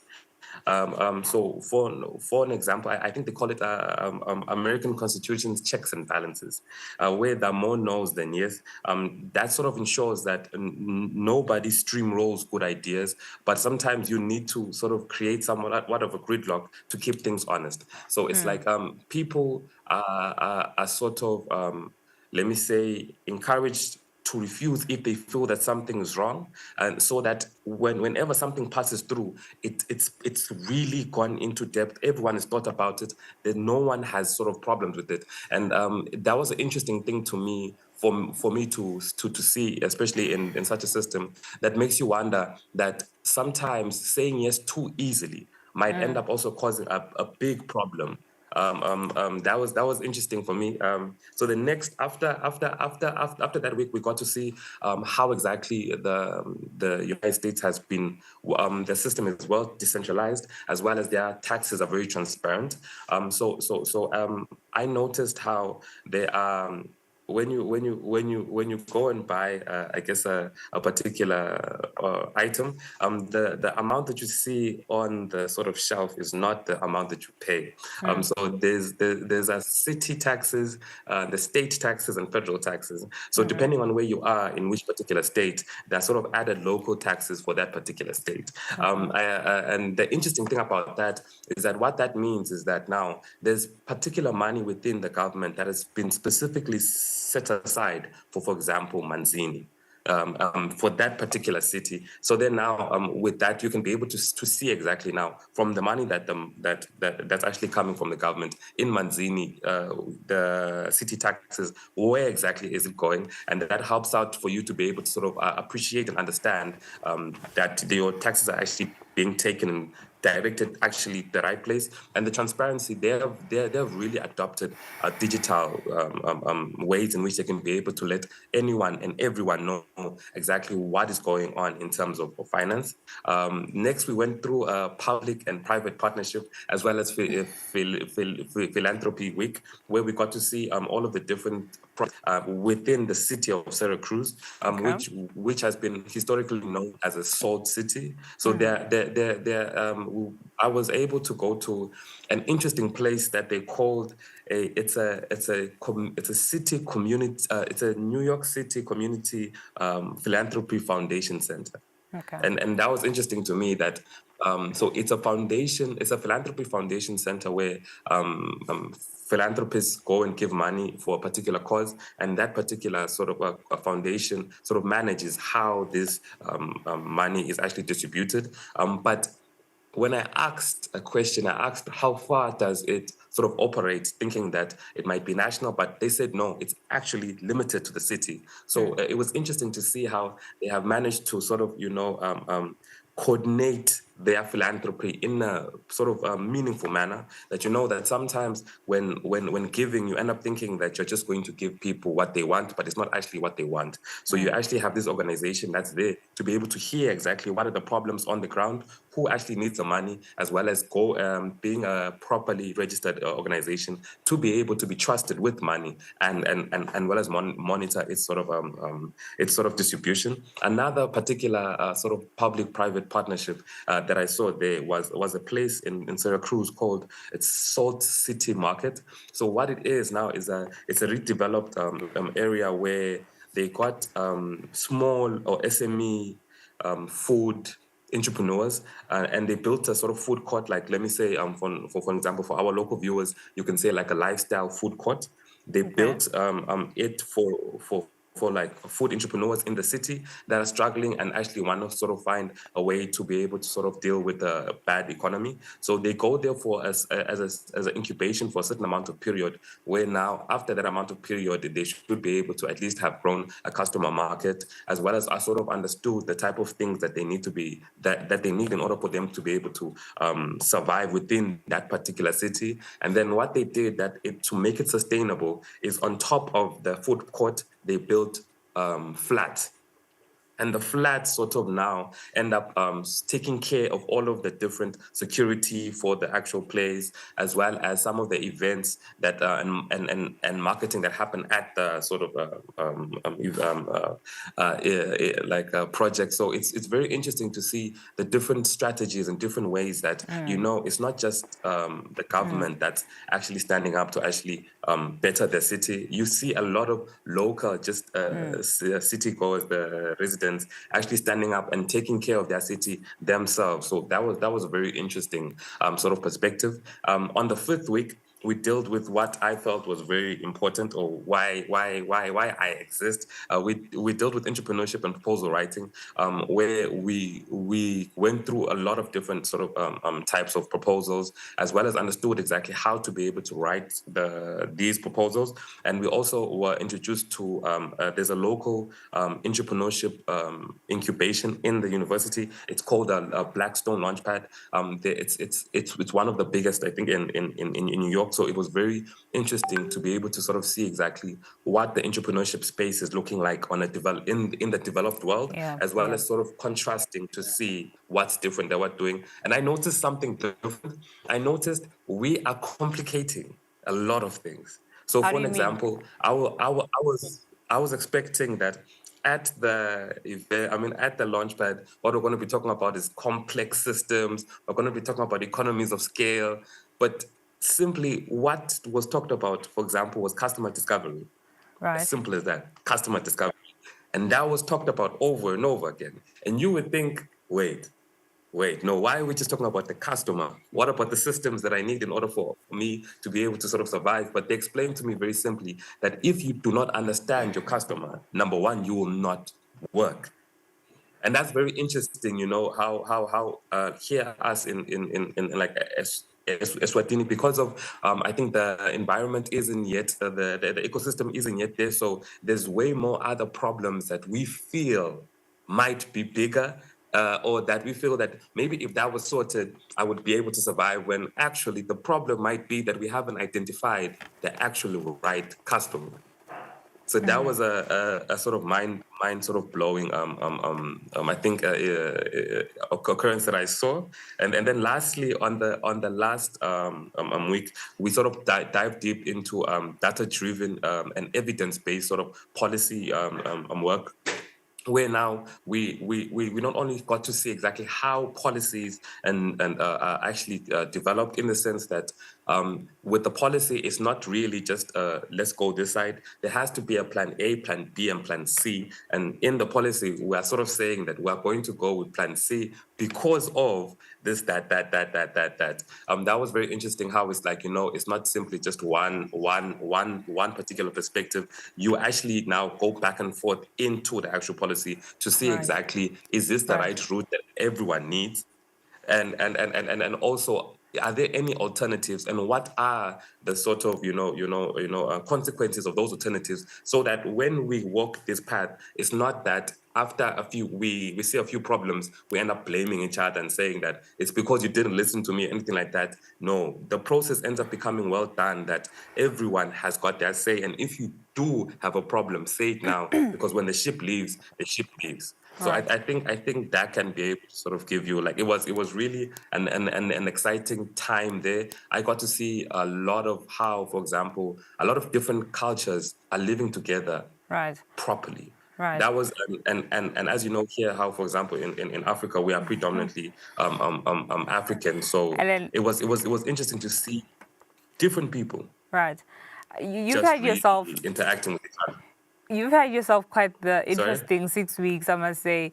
You know, having been immersed in a different political, economic, and social system, the insights you've just shared with us, how do you think we can localize them, or how do you plan to localize them, you yourself as a leader, as lead research in an organization that deals mostly with youth empowerment?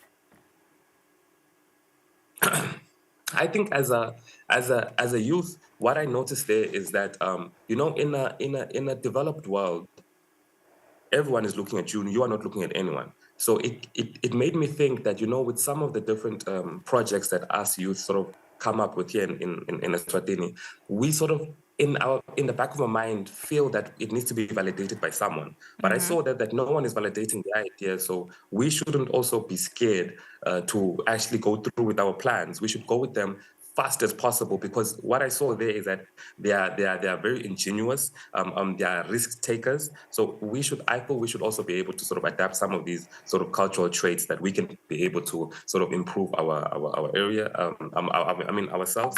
Second, as policy advocacy, I saw how they are very intentional with their policies, as well as how the way that I guess each particular American is so well informed about the different policies that are happening in Parliament. At Congress, they have particular opinions, whether it's good or bad.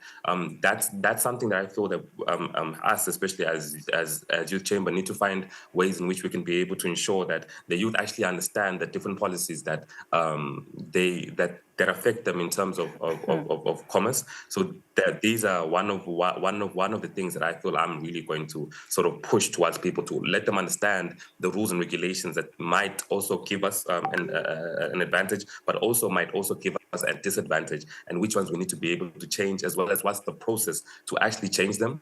One other thing I think really needs to be advocated is transparency. We really need to be able to ensure, because I saw there that with transparency, trust is built. That was a very interesting sort of particular, as well as how when transparency is a lot, all of a sudden corruption reduces. So these are the sort of I think things that I'm really going to try and sort of advocate when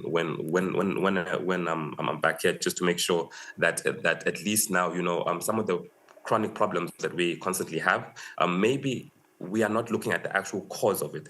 Let's actually look at what actually causing it, and maybe it might be a lack of transparency or an increased amount of transparency that needs to be that needs to be introduced, as well as understanding that we are the custodians of our future.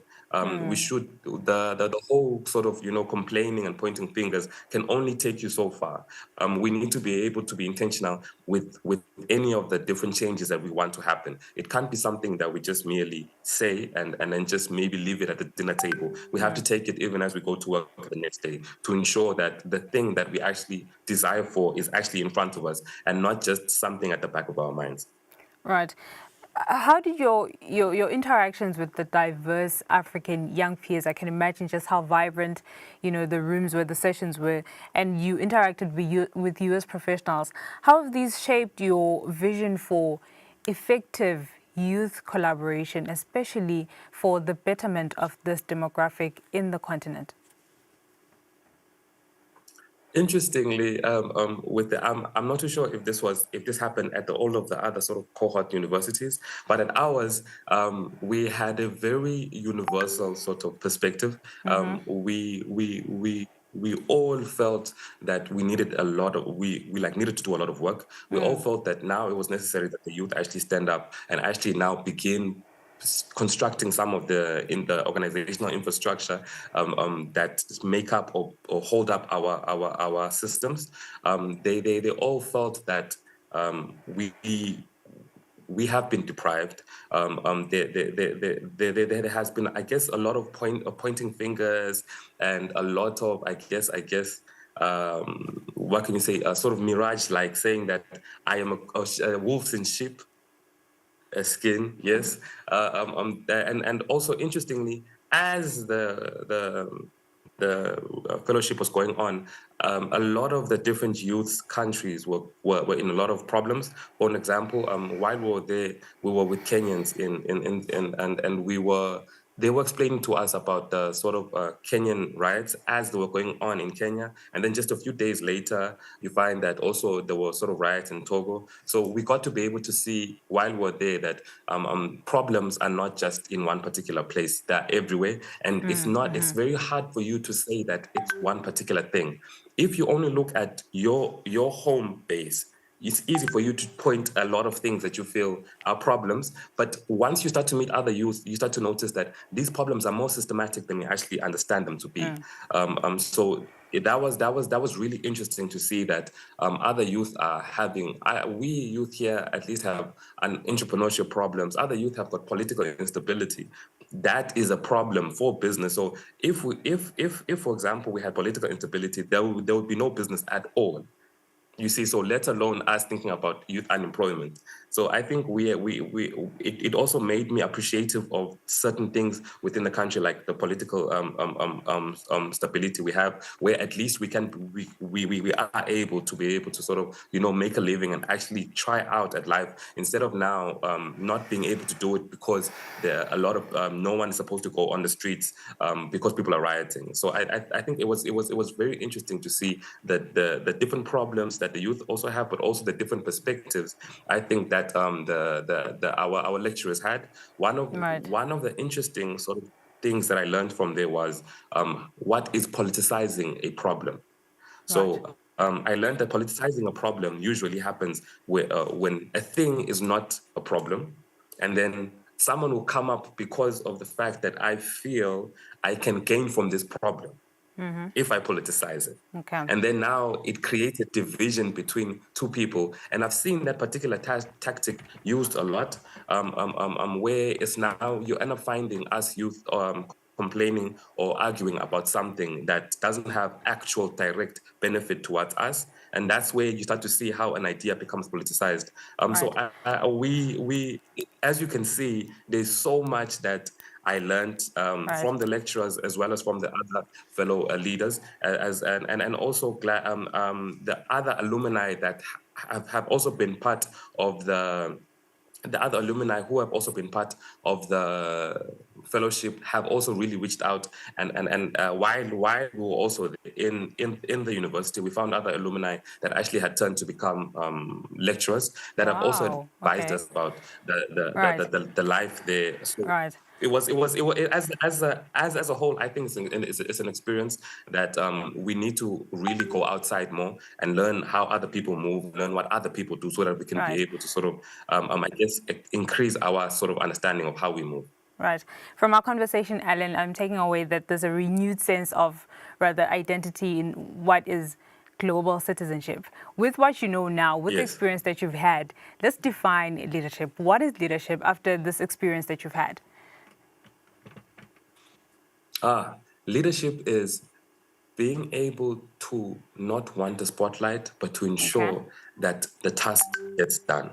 Right. I think that's more or less the biggest thing that you are not a leader when you are the president or the CEO or the person in front. You are the leader when you are able to ensure that you are able to work with other people and help them where you see them low, push them forward when you feel that they're down, so that we can all ensure that the goal of this whole thing that we're doing is actually achieved. And I think that's the main thing, that we end up fighting too much about who's supposed to be doing what and forgetting the actual role. Why are we doing this? Right. Now, what legacy do you hope to build? You're a returning fellow, and how can the different multi-sectors, public or private, now how can they support young leaders like yourselves to be able to implement the visions that you have for the people of this country, for the young people of this nation? Briefly. Right. My apologies there. He's gone, but I'm glad we had covered most part of our conversation. We'll go for a break. When we come back, this is Kusile Breakfast Show.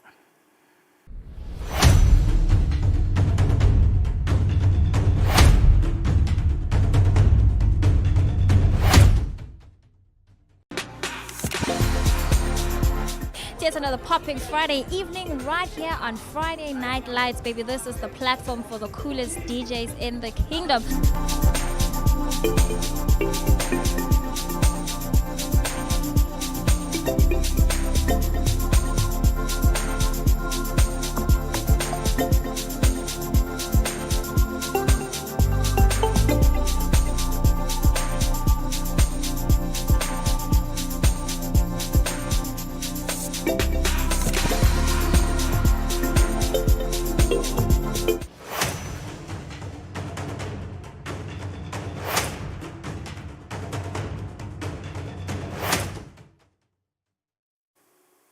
Welcome back. It is 3 minutes before 8, and we are nearing the finish line of today's edition of Kusile Breakfast Show. May I say, Sfiso, I had mentioned earlier that we will be in conversation with 1 Billion Rising Director Xolani Hlatshwago, who unfortunately, the circumstances led to this, but we then were unable to be in contact with her. So then we managed to get Alan Lloyd, who is lead research at the Youth Chamber of Commerce Industries in Eswatini, who also just shed light on some of his experiences as he was part of the Mandela Washington Fellows for 2025. And absolutely, as of course the treadmill continues to, make its own movement. It is coming through with a lot of concerns and a lot of frustrations for a lot of economies, because the Trump presidency has been making some rampant as well as some very, very unyielding pronouncements, particularly with the conversation around, trade. And the Kingdom of Eswatini is not unique from some of the countries that will be affected, even though, the only tariffs that really affect us right now are the reciprocal tariffs. But we do trade with the other countries that are exempt from the reciprocal tariffs, and they're experiencing some of these new tariffs, which now have deadlines. But Sunless Bia chiming in, telling us that, of course, what we are experiencing will surely affect the Kingdom of Eswatini, as it will affect the region as well as the whole globe. But the biggest takeaway is that we have to be insular as Africa and try to ramp up intra-African trade, the AFCFTA, as well as try to just develop ourselves and not rely so much from other countries. But it's not going to be easy. Policies will have to be devised, as well as just smart strategies, as well as a collaboration, and we run away from the fragmentation, which he very passionately spoke against. And we've come to the end of the show. It is exactly a minute before 8. My name is Nosela Sitole. It's been lovely. I do hope you have yourself a lovely and safe weekend. Stay Until warm next time. and stay safe. I think that's very important. Just stay warm. Bye-bye.